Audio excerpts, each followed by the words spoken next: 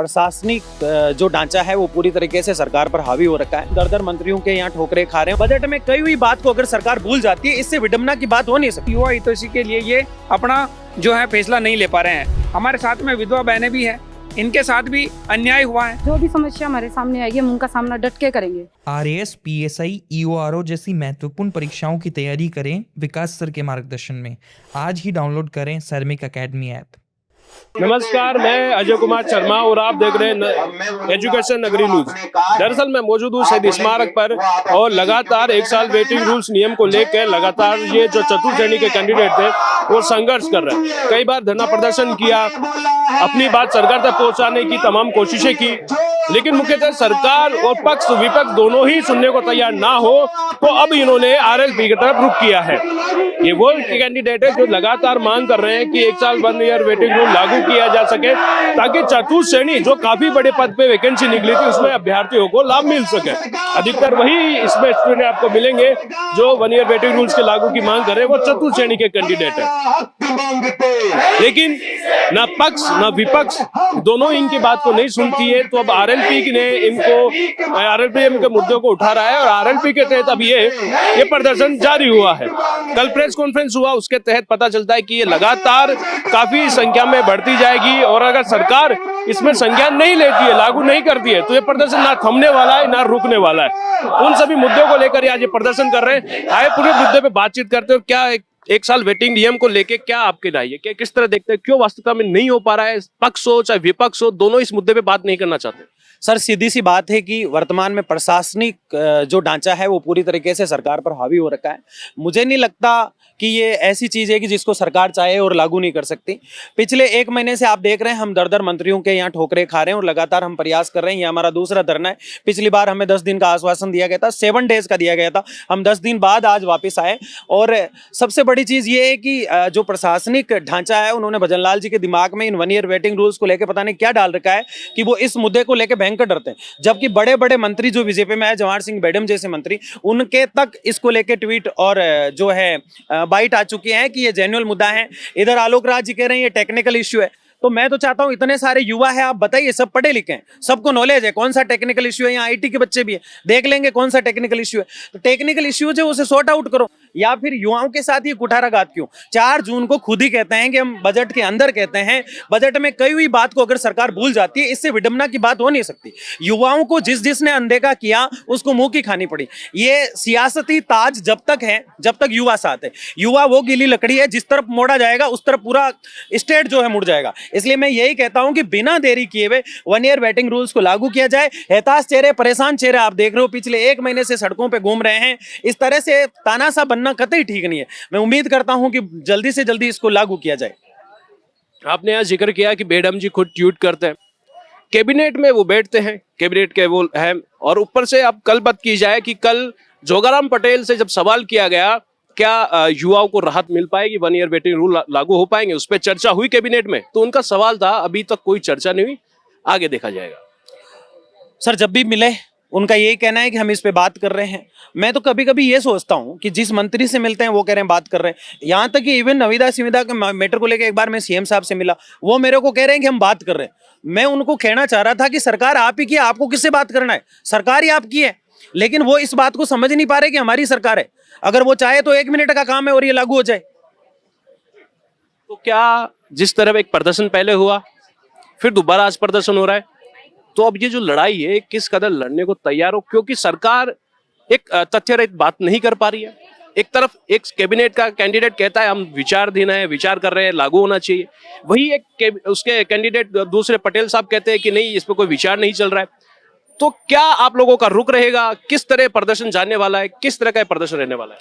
Sir, युवा पूरी तरीके से दुखी हो रखा है, परेशान हो रखा है और आर पार की लड़ाई के मूड में आया है। पिछली बार हमें आश्वासन मिला, मैंने जैसे तैसे सबको कहा कि एक बार आश्वासन मिला हम रुक जाते, लेकिन युवा है, पढ़ा लिखा है, सरकार को ये लगता है कि इनको कुछ समझ में नहीं आता। ये सब देख रहा है कि क्या हो रहा है मेरे साथ और क्या नहीं हो रहा है। एक यही नहीं, जैसे ही इस धरने की बात चली, जैसे ही इस प्रोटेस्ट की बात कर रहे, आज तमाम बच्चे संगठन के पास रोज आते हैं। मैं देखता हूँ हर बच्चे को किसी ना किसी प्रकार की पीड़ा है। कल कुछ दिव्यांग जो है मेरे हुंकार ऑफिस आए, मैंने देखा उनकी जो मेरिट है 70 नंबर पर कर दी 135 नंबर वाले की, तो सर इसमें यह भी है कि इस भर्ती में कुछ गड़बड़ें भी हुई है, लेकिन वो एक अलग मुद्दा है। दूसरा, इसकी कैटेगरी भी तय नहीं की गई है। जो बच्चे लगे हैं वो परेशान है, उस स्कूलों में लगाया गया उस प्रिंसिपल को ये नहीं पता है कि इनका क्या काम है, क्योंकि कैटेगरी तय नहीं की गई। वो उसे वार्ड बॉय का काम करा रहा है, वो उसे सफाई का भी काम करा रहा है, तो ढेर सारे इश्यूज वो तो है ही। लेकिन सबसे बड़ी बात की जो खुद ने बात कही है 1 ईयर वेटिंग रूल्स की, उसको लागू नहीं करना और इस तरह इनको परेशान करना, ये कतई ठीक नहीं है, चाहे कोई भी सरकार हो। हम लड़े हैं सर, कांग्रेस के खिलाफ भी लड़े, बीजेपी की सरकार भी लड़े, बीजेपी के खिलाफ भी लड़ रहे हैं। हमें किसी पॉलिटिक्स के जमेड़े में नहीं पड़ना। हम चाहते हैं कि युवाओं का काम हो। युवा आज मतलब उदास भरी चेहरे को लेकर निगाहें टिकाए हुए हैं सीएम साहब के ऊपर कि वो एक फैसला लेंगे, लेकिन नहीं ले पा रहे। आप लोग प्रदर्शन कर रहे हैं, दूसरा प्रदर्शन है, बड़ा प्रदर्शन है और आरएलपी के अब तहत ये प्रदर्शन चलने वाला है। तो क्या वास्तविकता में हनुमान बेनीवाल जिस तरह एसआई के मामले में खरे उतरे, एकदम उन्होंने इंसाफ दिलाया, क्या वास्तविकता में जो 1 ईयर वेटिंग रूल्स को लेकर अब अभ्यर्थी का विचार क्या है, क्या वो सोच रहे, क्या वास्तविकता में ये लागू हो पाएगा, किस तरह की लड़ाई रहेगी? देखो, मैं मुरलीधर शर्मा, हम शुरू से जब ये सरकार ने घोषणा की थी बजट में, उसके जस्ट बाद से ही हम शुरू में 5-7 लोग धरातल पर आए और वहां से हमने चालू किया। सबसे पहले हम कर्मचारी चयन बोर्ड अध्यक्ष आलोक राज जी को कहा और उन्होंने हमें आश्वासन दिया कि मैं एक सीट खराब नहीं होने दूंगा। अब बीच में नरेंद्र मोदी जी आ गए, रोजगार मेला लग गया और उसके अंतर्गत सारी सीटें लगभग खराब हो चुकी हैं। तो सरकार से हम सब इतनी मांग कर रहे हैं और काफी टाइम, फरवरी से हम जब बजट में घोषणा हुई तब से हमारी मांग चालू है। आज दिन तक हम किसी भी मंत्री या मुख्यमंत्री, हर जगह हमने हमारी बात पहुंचा दी। उनका एक ही मामला रहता है कि लीगल इश्यू अटका हुआ है। हम ये कहना चाहते हैं कि सरकार हर 5 साल में चुनाव कराने होते हैं। अब आप लोगों को पता होगा कि सरपंचों का इसके चुनाव 6 साल में हो रहे हैं, तो क्या ये लीगल इश्यू नहीं था? क्या जो नियम कानून, जो चुनाव होते हैं, प्रक्रिया, क्या वो संविधान के दायरे से बाहर है? जब इन्होंने अपने नियमों में बदलाव कर दिया, कुछ भी कर दिया, तो क्यों फिर राजस्थान के जो युवा हैं, उन युवा हितैषी के लिए ये अपना जो है फैसला नहीं ले पा रहे हैं? हमारे साथ में विधवा बहनें भी हैं, इनके साथ भी अन्याय हुआ है।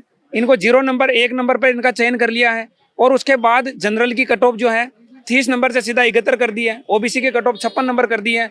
तो ये भी अपने जो है मांग के लिए हमारे साथ हैं और इन लोगों का जो हक है, उच्च जो योग्यता वाली महिलाएं हैं, वो अब थोड़े दिनों बाद 3rd ग्रेड में चली जाएगी, 2nd ग्रेड में चली जाएगी और वो स्कूलों में काम नहीं कर पाएगी। तो इनका जो हक मारा है, वो भी कर्मचारी चयन बोर्ड को सोचना चाहिए था कि अन्य भर्तियों में अगर उनका चयन हो रहा था तो उनकी जगह सीटें खाली रखनी चाहिए थी, या उनको कहना चाहिए था कि भाई आप लोग इसमें ज्वाइन मत करो। अगर अब कर भी लिया है तो 1 ईयर वेटिंग नियम लागू आलोक राज जी क्यों नहीं करवा पा रहे? आलोक राज जी को सब पता है, क्योंकि कर्मचारी चयन बोर्ड ही सबसे ज्यादा भर्तियां करवाता है।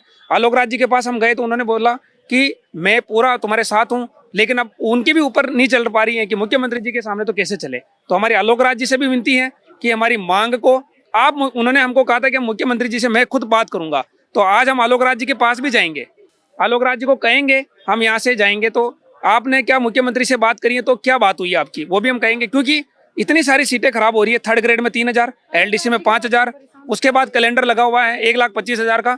ये सारी मांगे अगर हम करें तो 25-30 हजार सीटें खाली हो रही हैं, ये अपने को पता है। हनुमान जी बेनीवाल साहब के पास जैसे हमने 30 जुलाई को आंदोलन किया था, उसके बाद हमने किया कि भाई हमारे साथ कोई बड़ा जो है युवा हितैषी नेता आना चाहिए। फिर हम हनुमान जी बेनीवाल साहब और लादूराम जी के पास गए तो उन्होंने हमें आश्वासन दिया कि आरएलपी टीम पूरी आपके साथ है। कल मीडिया वार्ता में भी उन्होंने कहा था कि हम आपके साथ हैं, और आज हम यहाँ पर अनुमति लेकर के धरने में बैठे हैं और हमें पूरी उम्मीद है कि युवा हितैषी हनुमान जी बेनीवाल हमारे बीच में आएंगे। अभी उन्होंने कहा है कि थोड़ी देर में वो हमारे बीच में आएंगे, तो जो युवा हैं वो भी आ रहे हैं और पूरी उम्मीद है कि हनुमान जी बेनीवाल साहब हमारे को न्याय दिलवा कर रहेंगे।